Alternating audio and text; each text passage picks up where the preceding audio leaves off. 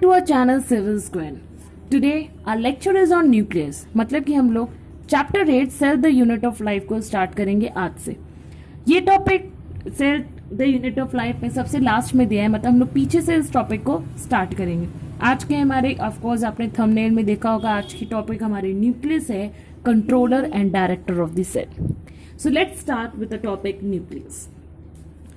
Nucleus में पहली line मैंने जो लिखी है, the study of nucleus is called karyology. मतलब कोई इंसान जब न्यूक्लियस के बारे में डीपली स्टडी करता है तो उसे हम लोग कैरियोलॉजी कहते हैं. लॉजी मीन्स स्टडी, किसी चीज की पढ़ाई, और कैरियो मीन्स ऑफकोर्स न्यूक्लियस के बायोलॉजिकल टर्म को हम लोग कैरी से बोलते हैं, दैट इज कैरियोलॉजी. नेक्स्ट, ये जो बड़ा सा डायग्राम आप देख रहे हैं स्क्रीन पे, ये न्यूक्लियस का डायग्राम है. जो मैंने थंबनेल में डायग्राम दिया वो एक 3D स्ट्रक्चर व्यू है न्यूक्लियस का माइक्रोस्कोप के अंडर. ये 2D स्ट्रक्चर है, ऑफकोर्स 3D स्ट्रक्चर बनाना मुश्किल है, तो मैंने 2D स्ट्रक्चर से एक्सप्लेन करने की कोशिश की. सबसे पहले हम लोग इसकी लेबलिंग देखते हैं. ये ब्लू कलर का स्ट्रक्चर है जो डबल मेम्ब्रेन स्ट्रक्चर है, ये न्यूक्लियस की मेम्ब्रेन होती है. बाहर वाले को हम लोग आउटर मेम्ब्रेन कहते हैं, अंदर वाले को इनर मेम्ब्रेन कहते हैं. इसके बीच में एक स्पेस दिख रही है व्हाइट कलर की, उसको हम लोग पेरीन्यूक्लियर स्पेस कहते हैं, जो 10 to 50 नैनोमीटर की विड्थ की होती है. उसके बाद जब ये आउटर मेम्ब्रेन किसी जगह पे फ्यूज हो जाते हैं, मतलब जैसे दो मेम्ब्रेन चल रही है और यहाँ पे आके फ्यूज हो जाती हैं, ये अपने में फ्यूज हो गई, ये इधर फ्यूज हो गई, ये वाली मेम्ब्रेन इधर फ्यूज हो गई, तो एक होल बनाती, होल लाइक स्ट्रक्चर, जिसको कहते हैं पोर. इसको कहते हैं nuclear pore, that is fusion of two membrane, right. उसके बाद ये जो थ्रेड लाइक स्ट्रक्चर दिख रहा है लाइट ब्राउन कलर का, इसको हम लोग कहते हैं chromatin thread, that is called chromatin thread. कहीं कहीं पे ये क्रोमैटिन थ्रेड कंडेंस हो जाता है और ये हेट्रोक्रोमैटिन बनाता है. फॉर एग्जाम्पल क्या, क्रोमैटिन थ्रेड जो हम लोग टॉपिक पढ़ेंगे उसमें दो तरह के होते हैं, क्रोमैटिन, यूक्रोमैटिन और हेट्रोक्रोमैटिन. जहाँ टाइटली कंडेंस्ड होता है उसे हेट्रोक्रोमैटिन कहते हैं, और जहाँ लूजली कंडेंस्ड होता है उसे यूक्रोमैटिन कहते हैं. उसके बाद ये जो पर्पल कलर के तीन स्ट्रक्चर हैं, तीनों को हम लोग कहते हैं न्यूक्लियोलस. न्यूक्लियोलस के बारे में भी हम लोग डीपली स्टडी करेंगे. फिर जैसे कि सेल का, जब हम लोग सेल पढ़ते हैं तो उसके जो फ्लूइड होता है उसको हम लोग साइटोप्लाज्म कहते हैं, वैसे ही न्यूक्लियस के अंदर भी एक फ्लूइड लाइक बेस मेम्ब्रेन होता है जिसको हम लोग ग्राउंड सब्सटेंस बोलते हैं, उसको हम लोग कहते हैं कैरियोलिम, दैट इज कॉल्ड कैरियोलिम. अब हम लोग ब्रीफली हर टॉपिक को देखेंगे. सबसे पहले न्यूक्लियस को डिस्कवर किसने किया था, ये सब क्वेश्चंस बहुत इंपॉर्टेंट है नीट पॉइंट ऑफ व्यू से. न्यूक्लियस को डिस्कवर किसने किया था, and that is Robert brown. पहली बार इसने डिस्कवर नहीं किया था, डिस्क्राइब किया था. न्यूक्लियस को डिस्क्राइब किसने किया था, रॉबर्ट ब्राउन. किस डेट में, 1831. किस डेट में, 1831. न्यूक्लियस को हेडिंग में ही मैंने लिखा है कि ये कंट्रोलर और डायरेक्टर ऑफ द सेल्स होती हैं, right. Director of the cells मतलब जैसे एक फैमिली होती है, उसका कोई हेड होता है जो उस पूरी फैमिली को चलाता है, वैसे ही सेल का जो हेड है वो है न्यूक्लियस. अगर न्यूक्लियस नहीं है तो सेल डेड है, राइट. न्यूक्लियस वैसे तो हर सेल्स में प्रेजेंट होता है, क्योंकि ऑफकोर्स ये न्यूक्लियस है तो लाइफ है, बट एक्सेप्शन है, कुछ में ये एब्सेंट होता है, like mature phloem sieve tubes में एब्सेंट होता है, मैच्योर आरबीसी ऑफ मैमल्स में एब्सेंट होता है. एक्सेप्ट हम लोग बोल रहे हैं कि जो हमारी ह्यूमंस, हम लोग भी तो मैमल्स है, ह्यूमंस आर मैमल्स, उनकी जो आरबीसी होती है जब वो यंग होती है तब उनमें न्यूक्लियस होता है, लेकिन जब वो मैच्योर हो जाती हैं तब उनकी आरबीसी रेड ब्लड सेल्स में न्यूक्लियस नहीं होता है, they do not have nucleus. लेकिन एक्सेप्शन है कि कैमल्स और लैमा एक मैमल्स होते हैं जिनकी मैच्योर आरबीसी में न्यूक्लियस होता है. तो ये कुछ एक्सेप्शन से. फर्स्ट ऑफ ऑल अभी मैं देख रही हूँ, मैं आपको कुछ ज़्यादा समझा नहीं रही हूँ, ये पूरा चैप्टर रट्टा मारने वाला है, बस आप उसको इजी वे में समझ सकते हैं. उसको मैं गो थ्रू करूँ कि कैसे क्वेश्चंस पुट अप हो सकते हैं इस चैप्टर से. नेक्स्ट लाइन ये है कि न्यूक्लियस को जब हम लोग बेसिक डाई से स्टेन करते हैं, जब उसको हम लोग बेसिक डाई डालते हैं, एक एसिडिक डाई होता है, एक बेसिक डाई होता है, न्यूट्रल डाई होता है, ये केमिस्ट्री के इक्विलिब्रियम चैप्टर में जब उसको स्टेन करते हैं तो एक क्रोमैटिन लाइक स्ट्रक्चर आता है, वो क्रोमैटिन लाइन स्ट्रक्चर नाम दिया था फ्लेमिंग ने. क्रोमैटिन, ये thread like structure, chromatin 5 threads होते हैं, इसको नाम किसने दिया था, फ्लेमिंग ने, राइट. तो ये इंट्रोडक्टरी पार्ट था कि स्टडी ऑफ न्यूक्लियस को हम लोग कैरियोलॉजी कहते हैं. स्ट्रक्चर ऑफ न्यूक्लियस है ये, मतलब एनसीईआरटी में थोड़ा ब्लर स्ट्रक्चर है, अगर आप डिटेल में बनाना चाहे अच्छे से तो आप ये स्ट्रक्चर कॉपी कर सकते हैं। इसका पीडीएफ मैं लिंक में दूंगी आपको डिस्क्रिप्शन बॉक्स में। एंड नेक्स्ट ये कुछ कॉमन इंट्रोडक्टिव पार्ट है न्यूक्लियस के बारे में। Next we will see what is interphase nucleus. सबसे पहले मैंने जो चैप्टर कवर किया था वो था cell cycle and cell division, right. उसमें इंटरफेस टॉपिक आया था। उस इंटरफेस, वही इंटरफेस ये सेम चीज़ है, इसलिए मैंने वो चैप्टर पहले पढ़ा और ये चैप्टर बाद में मैं कवर कर रही हूँ, सो दैट कि आप इंटरलिंक कर सके, क्योंकि कई सारे वर्ड्स है जो उस चैप्टर में है और इस चैप्टर में, दोनों में इंटरलिंक है, लेकिन ये चैप्टर थोड़ा ईजी पड़ जाता है उस चैप्टर को पहले पढ़ने से, राइट। इंटरफेस न्यूक्लियस मतलब जब भी इंटरफेस चलता है उस टाइम पर जो न्यूक्लियस होता है उसको कहते हैं इंटरफेस न्यूक्लियस। तो nucleus of cell when it is not dividing sorry, तो जब सेल की न्यूक्लियस डिवाइड नहीं करती तो उसे इंटरफेस न्यूक्लियस कहते हैं। एंड इंटरेस्टिंग बात यह है कि ये जो डायग्राम मैंने आपको शो किया था इंटरफेस न्यूक्लियस, ये इंटरफेस न्यूक्लियस का ही डायग्राम है, क्योंकि सेल डिवीजन प्रोसेस में जब एम फेज आता है तब तो न्यूक्लियस डिवाइडिंग में चला जाता है, तो ये व्यू देखना मुश्किल हो जाता है। इंटरफेस न्यूक्लियस में वो डिवाइड नहीं करता है तो उसके स्ट्रक्चर को पढ़ना आसान पड़ता है, राइट। तो अब हम लोग डिटेल में देखेंगे हर एक स्ट्रक्चर जो मैंने आपको अभी बताया। पहला है न्यूक्लियर मेम्ब्रेन। न्यूक्लियर मेम्ब्रेन दो थी, एक आउटर मेम्ब्रेन और एक इनर मेम्ब्रेन, और उसके बीच में एक पेरीन्यूक्लियर स्पेस था जो 10 to 50 नैनोमीटर था, करेक्ट। न्यूक्लियर मेम्ब्रेन को हम लोग न्यूक्लियर एनवेलप भी कहते हैं, मतलब जरूरी नहीं कि आपको न्यूक्लियर मेम्ब्रेन ही लिखा हुआ मिले, उसको न्यूक्लियर एनवेलप भी कहते हैं। ऑफ कोर्स न्यूक्लियस को हम लोग कैरी से डिनोट करते हैं, जैसे कैरियोलॉजी, अगर न्यूक्लियस की स्टडी हो रही है तो कैरियोलॉजी। तो मेम्ब्रेन की बात करेंगे तो इसको कैरियोथीका भी कहते हैं। क्या कहते हैं? Karyotheca. It is also called karyotheca. Next we will see जो पेरीन्यूक्लियर स्पेस है वो 10 to 50 नैनोमीटर विड्थ की होती है। अब एक चीज इंटरेस्टिंग है कि जो न्यूक्लियस होता है, जैसे ये न्यूक्लियस का स्ट्रक्चर है, राइट। मैं यहाँ पे न्यूक्लियर पोर नहीं दिखाई देती है एक्चुअली, होप आपको डायग्राम सब दिख रहा है। येलो कलर लिया है वैसे तो मैंने। ये न्यूक्लियर स्ट्रक्चर है, ये आउटर मेम्ब्रेन है, ये आउटर मेम्ब्रेन है, ये आउटर मेम्ब्रेन है और ये इनर मेम्ब्रेन है, राइट। आउटर मेम्ब्रेन जो होती है वो एंडोप्लाज्मिक रेटिकुलम ऑर्गेनस से कंटिन्यू होती है, right. Outer membrane usually remain continuous with endoplasmic reticulum, और एंडोप्लाज्मिक रेटिकुलम में भी राइबोसोम स्ट्रक्चर होता है उसके ऊपर। तो जिस एंडोप्लाज्मिक रेटिकुलम के ऊपर राइबोसोम होता है उसको हम लोग रफ एंडोप्लाज्मिक रेटिकुलम कहते हैं, और जिस साइड नहीं होता है उसे स्मूथ एंडोप्लाज्मिक रेटिकुलम कहते हैं। ये हम लोग ऑनगोइंग चैप्टर में आगे पढ़ेंगे, राइट। बस ये मैं बता रही हूँ कि कैसे आउटर मेम्ब्रेन आगे अपने आप को कंटिन्यू करता है with endoplasmic reticulum. Movement of RNA protein take place to nuclear pore. ये जो न्यूक्लियर पोर है जो मैंने बताया था डायग्राम में, जहाँ पे दो मेम्ब्रेन फ्यूज हो जाती है तो एक होल लाइक स्ट्रक्चर बनाती है न्यूक्लियर पोर। ये पोर ऐसा है जो न्यूक्लियस और साइटोप्लाज्म को लिंक करता है, मतलब न्यूक्लियस का कंटेंट साइटोप्लाज्म में जा सकता है, साइटोप्लाज्म का कंटेंट न्यूक्लियस में जा सकता है। अब प्रोटीन आरएनए का सिंथेसिस सब न्यूक्लियस में होता है, फिर उसको साइटोप्लाज्म में भेजना होता है ट्रांसलेशन प्रोसेस के लिए, राइट। एमिनो एसिड बना, फिर उसको ट्रांसलेशन प्रोसेस के लिए हम लोग को साइटोप्लाज्म में सेंड करना होता है। तो वो कैसे जाएगा? पूरी तरीके से अगर पैक होगा, इसलिए इसमें न्यूक्लियर पोर्स होते हैं जो आरएनए एंड प्रोटीन की मूवमेंट को हेल्प करते हैं, उनकी मूवमेंट को प्रमोट करते हैं through nuclear pore in nucleus and cytoplasm. This is all about nuclear membrane. Next we will see nucleoplasm, जैसे जिसको मैंने डायग्राम में रिप्रेजेंट किया था कैरियोलिम्ब। कैरियोलिम्ब के भी कई नाम है, इसको हम लोग कैरियोलिम्ब क्यों कह रहे हैं? न्यूक्लियस के बारे में पढ़े तो कैरी तो आता ही है, तो कैरियोलिम्ब हो गया, कैरियोप्लाज्मा हो गया, न्यूक्लियर मैट्रिक्स हो गया। मैट्रिक्स मतलब वही होता है जो ग्राउंड सब्सटेंस होता है, liquid like substance which is spread all over the sales.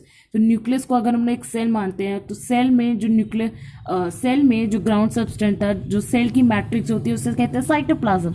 वही न्यूक्लियस की मैट्रिक्स हम लोग क्या कहते हैं? कैरियोप्लाज्म या कैरियोलिम्ब या न्यूक्लियर मैट्रिक्स या न्यूक्लियोप्लाज्म। साइटोप्लाज्म, न्यूक्लियोप्लाज्म, तो ऐसे आप इंटरलिंक करेंगे ना। What is this? ये एक लिक्विड सब्सटेंस है, ठीक है। जैसे होता है ना, कोई चीज लो, अगर आप इसको स्क्वीज करोगे तो उसमें से लिक्विड निकलेगा, ठीक है। उस लिक्विड में क्या क्या है? मतलब आपने न्यूक्लियस दिया, उसको स्क्वीज किया और उसमें से वो न्यूक्लियोप्लाज्म नहीं, न्यूक्लियोप्लाज्म, तो जब हम लोग उसको स्क्वीज करेंगे तो उसमें सर्टेन मटेरियल्स होते हैं, उसमें कुछ केमिकल्स होते हैं, उसमें न्यूक्लियोटाइड्स होते हैं, न्यूक्लियोसाइड्स होते हैं, प्रोटीन्स होते हैं, एंजाइम्स होते हैं, मिनरल्स होते हैं। न्यूक्लियोटाइड में भी न्यूक्लियोटाइड सबसे ज़्यादा होता है उस लिक्विड में, वो भी एनटीपीज और डीएनटीपीज की फॉर्म में। मतलब अगर राइबोसोम स्ट्रक्चर है तो एनटीपी कहते हैं, डीऑक्सीराइबोसोम स्ट्रक्चर है मतलब फॉस्फेट का कंटेंट ज़्यादा होता है। न्यूक्लियोप्लाज्म में ही क्रोमैटिन नेट और न्यूक्लियोलस होता है, ये हमने डायग्राम में भी देखा। ठीक है कि न्यूक्लियोप्लास्ट के अंदर ही तो क्रोमैटिन थ्रेड लाइक स्ट्रक्चर और न्यूक्लियोलस पर्पल लाइक स्ट्रक्चर थे, करेक्ट। वो चीज भी सारी चीज तो मेन जो बेस है वो न्यूक्लियोप्लास्ट बना रहा है और उसके ऊपर उसके अंदर ये सारे मटेरियल्स हैं। तो क्रोमैटिन नेट और न्यूक्लियोलस उसमें एम्बेडेड है। तो अब हम लोग टॉपिक लेंगे क्रोमैटिन नेट। क्रोमैटिन नेट को थ्रेड हम लोगों ने एग्जाम्पल से ही देखा कि वो एकदम घमंजा टाइप्स होता है ना, एकदम गोदा गोदा गोदा गोदा गोदा थ्रेड लाइक। तो जब कोई थ्रेड आप लोगे वो उलझ जाएगा तो ऐसे ही स्ट्रक्चर बनाता है। कहीं पे कंडेंस बहुत ज़्यादा उलझ जाता है तो उसको हम लोग हेट्रोक्रोमैटिन कहते हैं। कहीं पे लूजली उलझता है तो उसको हम लोग यूक्रोमैटिन कहते हैं। तो वही the loose and indistinct network of nucleoprotein fibres called chromatin. मतलब एक तो लूज भी है और इनडिस्टिंक्ट है, कोई रेगुलरिटी नहीं है उस नेटवर्क में। और वो किससे बना है? न्यूक्लियोप्रोटीन फाइबर से बना है। ऐसा नहीं कि वो थ्रेड से बना है, उसको थ्रेड कहते हैं क्योंकि थ्रेड की तरह दिखता है, राइट। न्यूक्लियोप्रोटीन फाइबर्स की से बना हुआ है। That is also made up of DNA and histone protein complex. इस क्रोमैटिन नेट में डीएनए और हिस्टोन प्रोटीन भी होता है। कैसे? यही हम लोगों ने सेल साइकिल में पढ़ा था कि क्रोमैटिन ही कंडेंस होके प्रोफेज में क्रोमोसोम बनाता है और क्रोमोसोम वो स्ट्रक्चर है जो नेक्स्ट जनरेशन का जेनेटिक इंफॉर्मेशन कैरी करता है। ऑफ कोर्स क्रोमोसोम के अंदर ही डीएनए होता है, तो डीएनए और क्रोमोसोम बना किससे था? क्रोमैटिन से। तो क्रोमैटिन में of course DNA and histone protein होगा जिससे न्यूक्लियोसोम्स का फॉर्मेशन होता है। वो हम लोग molecular basis of inheritance class 12 में ये टॉपिक है जिसमें आप ब्रीफली पढ़ेंगे इसके बारे में। अभी इतना ही जानना है कि क्रोमोसोम किससे बना है। तो वैसे ही नेक्स्ट लाइन लिखिए कि कंटेन्स जेनेटिक इन्फॉर्मेशन। क्यों? क्योंकि यही तो आगे इन्फॉर्मेशन को लेके जा रहा है। इसी के अंदर तो डीएनए, यही तो क्रोमोसोम बन रहा है, ये इसी में ही तो जीन है। That is what chromatin net contains, made up of DNA, histone protein and contains the genetic information. अब क्रोमैटिन नेट से क्रोमोसोम बनता है तो हम लोग देखेंगे एक्चुअली में क्रोमोसोम का कंटेंट क्या है। क्रोमोसोम में डीएनए का अमाउंट होता है 40%, तो वही आरएनए का अमाउंट होता है 1.2%। It is 1.2%। हिस्टोन प्रोटीन उसमें 50% होता है। Histone is a type of A protein जो अर्जिनाइन और लाइसिन एमिनो एसिड से ज्यादा अमाउंट होता है, मतलब इसका अमाउंट ज्यादा होता है। 20 to 30 part of histone made up of arginine and lysine amino acid. मतलब कि जो हिस्टोन प्रोटीन होता है 50 में से 20-30% तो इसी एमिनो एसिड का होता है, बाकी सारे भी एमिनो एसिड्स होते हैं। ऑफकोर्स एमिनो एसिड ही तो ट्रांसलेट होकर प्रोटीन बनाता है, उसमें भी एमिनो एसिड के ये अमाउंट ज़्यादा होते हैं। उसके बाद एसिडिक प्रोटीन भी होता है 8.5%। लिपिड, कैल्शियम, मैग्नीशियम, आयरन, ये सब कुछ ट्रेस अमाउंट में होता है। ये सब कुछ क्रोमोसोम में प्रेजेंट होता है, राइट। मैंने शुरुआत में ही बोला था कि क्रोमैटिन नेट दो तरह के होते हैं, यूक्रोमैटिन एंड हेट्रोक्रोमैटिन। यूक्रोमैटिन जो लाइटली स्टेन्ड होते हैं, मतलब थोड़े लूजली पैक्ड होते हैं, एंड हेट्रोक्रोमैटिन डार्क स्टेन होते हैं। ये एक्टिव होते हैं क्योंकि ये लूज होते हैं, तो ये बाकी से मतलब अगर कोई चीज़ लूज है उसको हम सुलझा ईजिली लेंगे, मतलब सुलझाना अच्छे से हो पाएगा, उससे अच्छे से सुलझा सकते हैं। लेकिन जो चीज़ डेंसली पैक है उसको सुलझाने में टाइम लगेगा। तो जो चीज़ मतलब यूक्रोमैटिन लूजली स्टेन्ड होता है, लाइटली स्टेन्ड होता है, लूजली पैक्ड होता है, तो जेनेटिकली मोर एक्टिव, वो अच्छे से प्रोसेस करता है आगे के। वही हेट्रोक्रोमैटिन कंडेंस्ड होता है तो ये कम रिएक्टिव होता है क्योंकि उसको सुलझाने में ही टाइम लग जाता है। Let's see next topic, that is nucleolus. जो पर्पल लाइक स्ट्रक्चर मैंने दिखाया था वो है न्यूक्लियोलस। न्यूक्लियोलस स्पेरिकल स्ट्रक्चर था। सबसे इंपॉर्टेंट चीज इस चैप्टर से कैसे क्वेश्चंस आते हैं कि कौन मेम्ब्रेन है से कौन मेम्ब्रेनलेस है। न्यूक्लियस मेम्ब्रेन है, लेकिन न्यूक्लियोलस एक अलग ही स्ट्रक्चर हो जाता है जो मेम्ब्रेनलेस है। ये न्यूक्लियस के अंदर ही प्रेजेंट होता है लेकिन इसकी कोई मेम्ब्रेन नहीं होती। मेम्ब्रेन नहीं होती इसका मतलब ये न्यूक्लियस के कैरियोलिम दैट इज न्यूक्लियोप्लाज्म से कंटिन्यू होता है, करेक्ट। ये एक्टिव साइट है, ये न्यूक्लियोलस वो एक्टिव साइट है जहाँ पे आरएनए सिंथेसिस होता है, राइबोसोमल आरएनए सिंथेसिस होता है। राइबोसोम की मदद से आरएनए का सिंथेसिस होता है। राइबोसोम वो है जो प्रोटीन और आरएनए के सिंथेसिस में हेल्प करता है, राइट। कुछ क्रोमोसोम्स होते हैं जैसे नॉर एक सेकेंडरी कंस्ट्रक्शन है जिसको हम लोग कहते हैं न्यूक्लियर ऑर्गेनाइजर रीजन। ये नेक्स्ट लेक्चर में क्रोमोसोम टॉपिक में इसके बारे में ब्रीफली दिया है कि नॉर किस किस क्रोमोसोम में प्रेजेंट होता है, राइट। वो हम लोग वहां डिस्कस करेंगे। अभी आप जानेंगे एक सेकेंडरी कंस्ट्रक्शन है। दो तरह के कंस्ट्रक्शन होते हैं, प्राइमरी कंस्ट्रक्शन और सेकेंडरी कंस्ट्रक्शन। जो कंस्ट्रक्शन पहले होता है उसको प्राइमरी, और जो कंस्ट्रक्शन प्राइमरी कंस्ट्रक्शन के पार्ट नहीं होते, मतलब पहले नहीं उसके बाद फॉर्म हुए हैं, उसको हम लोग कहेंगे सेकेंडरी कंस्ट्रक्शन, राइट। उसके बाद ये जो कुछ क्रोमोसोम होते हैं नॉर, उनमें सेगमेंट्स होते हैं, ठीक है। These are the segments are organised to form nucleus. यही नॉर कंडेंस होते हैं, जैसे ये मैंने शॉर्ट में बताया नॉर और न्यूक्लियोलस का स्ट्रक्चर, मतलब कॉम्बिनेशन, इंटरलिंक। नॉर एक कंडेंस फॉर्म है, मतलब अगर नॉर एक गुच्छे में है तो वो क्रोमोसोम में प्रेजेंट, नॉर मोस्टली हम लोग को क्रोमोसोम स्ट्रक्चर में दिखता है, राइट। क्रोमोसोम के स्ट्रक्चर में ऐसे ऊपर कंस्ट्रक्शन होता है। I show you with the black pen. ये क्रोमोसोम का स्ट्रक्चर होता है, तो उसके ऊपर ऐसे नॉड लाइक स्ट्रक्चर होता है जिसके ऊपर सैटेलाइट का फॉर्मेशन होता है। और वही न्यूक्लियोलस जो होता है वो हम लोग को न्यूक्लियस में, जो अभी मैंने पर्पल कलर का डायग्राम दिखाया है, वो एक डिफ्यूज्ड फॉर्म है। मैंने बोला ना वो लूज फॉर्म है, उसकी ना कोई मेम्ब्रेन होती है, वो कंटिन्यूस होता है न्यूक्लियोप्लाज्म से। तो ये कनेक्शन है कि अगर नॉर मतलब है एक ही चीज, बस इसका फॉर्म अलग है। अगर वो कंडेंस फॉर्म में है और क्रोमोसोम में तो उसे हम लोग नॉर कहते हैं, और अगर वो डिफ्यूज फॉर्म में है, न्यूक्लियस में है, तो उसे हम लोग न्यूक्लियोलस कहते हैं। तो ये ऐसे इंटरलिंक कर सकते हैं नॉर और न्यूक्लियोलस को, राइट। उसके बाद न्यूक्लियोलस डिसअपियर ड्यूरिंग प्रोफेज। जब हमारे cell cycle and cell division start किया था मैंने चैप्टर, उसमें 4 फेज बताए थे, prophase, metaphase, anaphase, telophase. Prophase में मैंने बोला था जब प्रोफेज खत्म होने लगता है तो न्यूक्लियर एनवेलप डिसअपियर होने लगता है, ऑर्गेनल्स डिसअपियर होने लगते हैं, न्यूक्लियोलस भी उस फेज में डिसअपियर हो जाता है, राइट। उस लेट प्रोफेज में भी न्यूक्लियोलस डिसअपियर हो जाता है और रीअपियर हो जाता है इन टीलोफेज। ये मैंने समझाया था कि जो चीज प्रोफेज में खोया था वही चीज टीलोफेज में पाया है।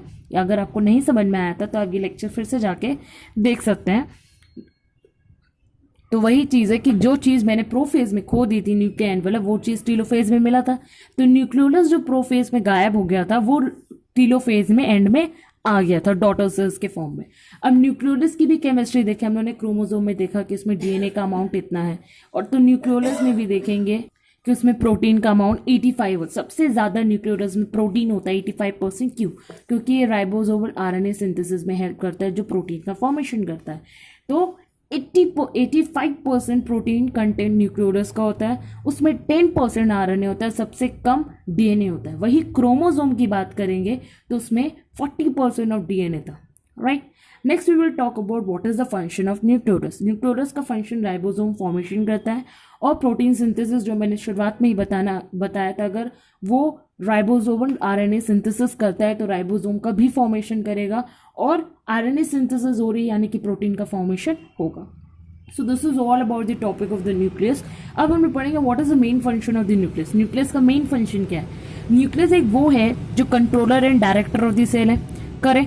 तो जब वो controller and director of the cell है, मैंने कहा कि अगर न्यूक्लियस नहीं होगा, एक्सेप्शन को हटा के अगर न्यूक्लियस नहीं होगा तो सेल कुछ देर बाद डेड हो जाएगी। तो इसका मतलब ये है कि जितने भी जेनेटिकल कंट्रोल प्रोसेस होते हैं, जो जेनेटिकल इंफॉर्मेशन कंटेन होते हैं, वो डीएनए में होता है, ये हम लोग को पता है। और डीएनए प्रेजेंट किस में होता है? क्रोमोसोम में। क्रोमोसोम बना किससे? क्रोमैटिन नेट में। क्रोमैटिन नेट किस में प्रेजेंट है? न्यूक्लियस में। तो न्यूक्लियस क्या हुआ? जेनेटिक इंफॉर्मेशन कैरी करता है, करेक्ट। आप इस चैप्टर को जितना इंटरलिंक करेंगे उतना ही आपके लिए इजी होगा। Next we will see genetic information contain भी करता है और यही ट्रांसमिट भी करता है। जब ये कंटेन करे, जिसके पास होगा वही तो उसको आगे पास करेगा, इसी के पास है इंफॉर्मेशन और यही ट्रांसफॉर्म भी करता है। सेल डिवीजन प्रोसेस जो मैंने सेल साइकिल सेल डिवीजन में देखा था, सेल डिवीजन में हमने बताया था न्यूक्लियस का डिवीजन होता है कैरियोकाइनेसिस, रिमेंबर एम फेज में।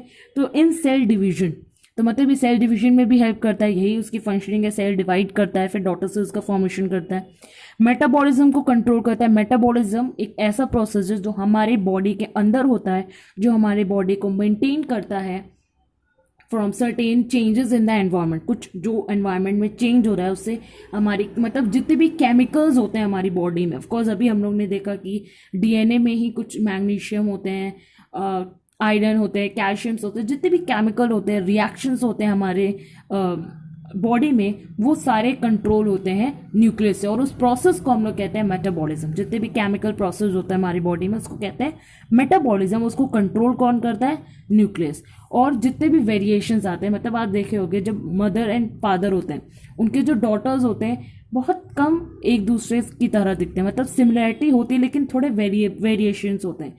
या अगर ये एग्जाम्पल ना देखें कि जैसे आप देखेंगे दुनिया में हर इंसान एक जैसा नहीं दिखता, सब में अलग अलग फीचर्स हैं, सबकी अलग अलग फेस लुक्स हैं। ये बिकॉज इसी प्रोसेस को कहते हैं वेरिएशंस, वेराइटीज हैं, and that is because of the nucleus. Nucleus की फंक्शनिंग ही अलग होती है, न्यूक्लियस की फंक्शनिंग ही अलग होती है, जेनेटिक इंफॉर्मेशन अलग कैरी करते हैं, जीन अलग होते हैं, राइट।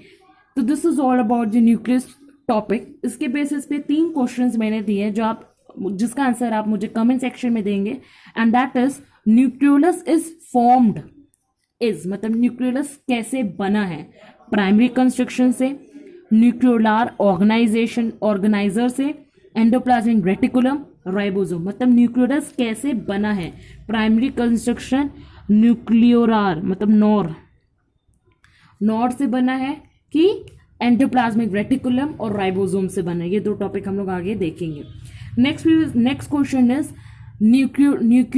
न्यूक्लियोलार ऑर्गेनाइजेशन, मतलब कि नॉर किससे बना है? प्राइमरी कंस्ट्रक्शन से, सेकेंडरी कंस्ट्रक्शन से, टर्शरी कंस्ट्रक्शन से, या सेंट्रियोल से। पहले में मैंने ये पूछा कि न्यूक्लियोलस किससे बना है, दूसरे में मैंने पूछा कि नॉर किससे बना है, nucleolar organiser, right. Last question जो है कि nucleoprotein in a cell are synthesise in, जो न्यूक्लियो प्रोटीन का फॉर्मेशन हुआ है, मतलब न्यूक्लियो प्रोटीन जो बनती हैं वो कहाँ बनती हैं? न्यूक्लियोलस के बाहर बनती है, यानी न्यूक्लियोलस न्यूक्लियस के अंदर प्रेजेंट होता है तो न्यूक्लियोलस को छोड़ के बाहर कहीं बनती है। न्यूक्लियर मेम्ब्रेन में बनती है, जो न्यूक्लियस की मेम्ब्रेन होती है आउटर इनर मेम्ब्रेन वहाँ पे बनती है। न्यूक्लियोप्लाज्म में बनती है, मतलब कि जो न्यूक्लियस की फ्लूइड स्ट्रक्चर होता है, लिक्विड स्ट्रक्चर, वहाँ बनती हैं कि न्यूक्लियोलस में ही बनती है। तो आपको इसका आंसर कमेंट सेक्शन में बताना है। फिर मैं इसका आंसर नेक्स्ट लेक्चर में, जो हमारा लेक्चर होगा क्रोमोसोम के बारे, उसमें मैं आपको इसका आंसर बताऊंगी। Thank you. If you like the section, please like, comment and subscribe and press the bell icon.